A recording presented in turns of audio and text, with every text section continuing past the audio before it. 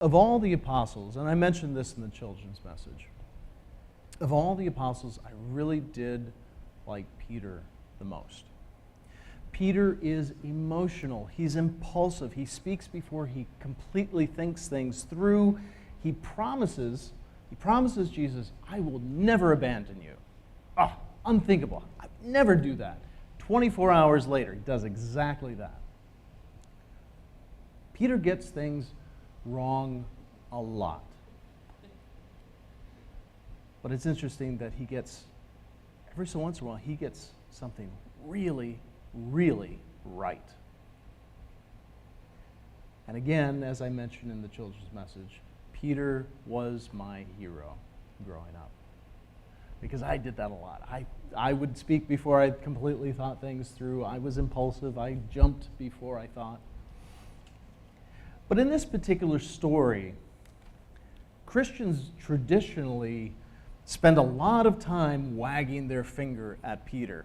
Tisk, tisk, tisk, ye of little faith, why did you doubt?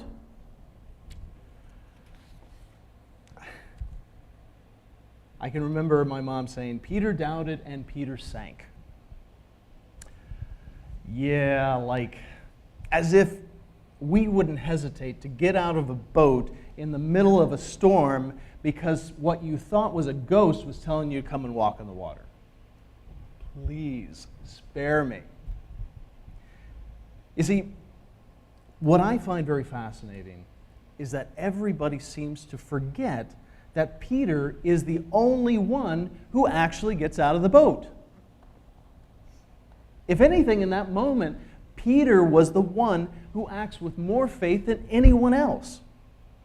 And I wonder, this is pure speculation. What if we haven't heard Jesus' words in the right tone?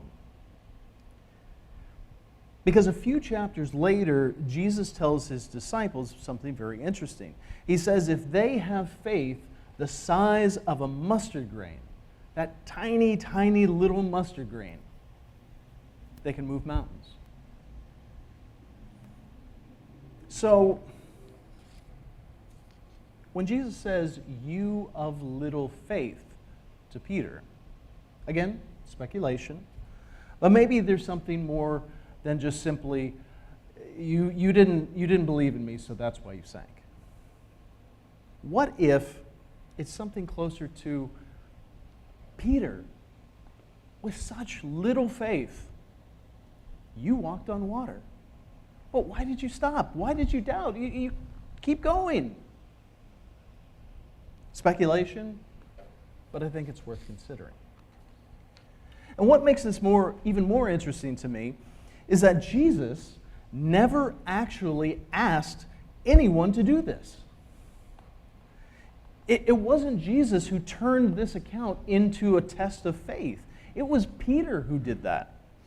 Peter said, Lord, if it is you, command me to come to you in the water.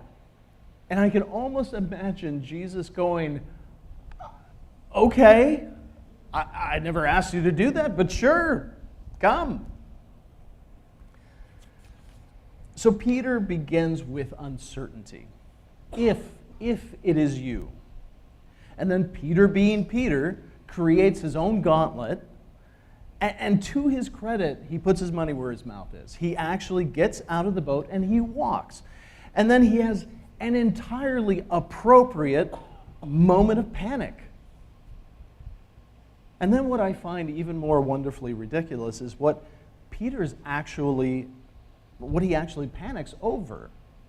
Remember, he is walking on water. He thinks that's fine. He's totally okay with that. But then he looks around and he is panicked over the wind. Peter doesn't suddenly discover that he's in the middle of a storm once he gets out of the boat. But maybe he was so taken aback by what Jesus was doing and the fact that he said, come, that true to Peter's character, he jumps out of the boat and takes a few steps and then kind of looks around. He's like, oh no. His faith carried him to that point. But his faith simply got overwhelmed. That's not weak faith. That is human. That is human faith. And maybe that tells us a little bit about how we should be measuring faith. We sometimes confuse the appearance of faith with the strength of that faith.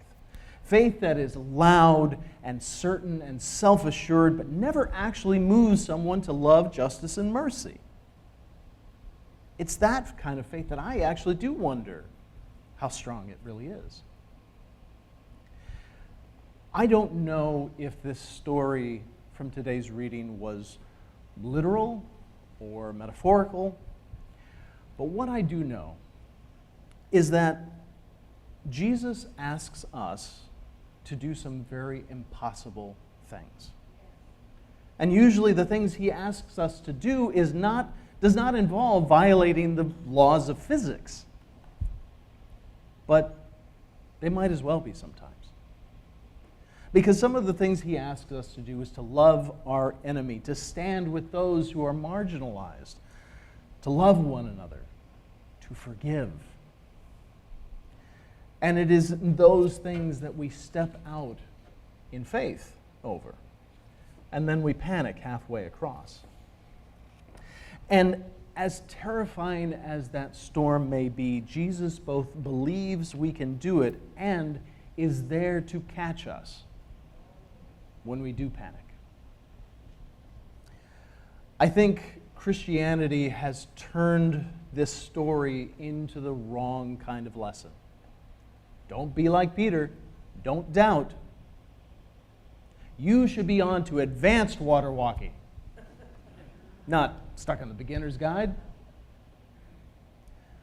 But Jesus calls Peter a man of little faith, but then says a little faith can move a mountain. And yes, Peter sank. But when he did, Jesus immediately was there to catch him. So maybe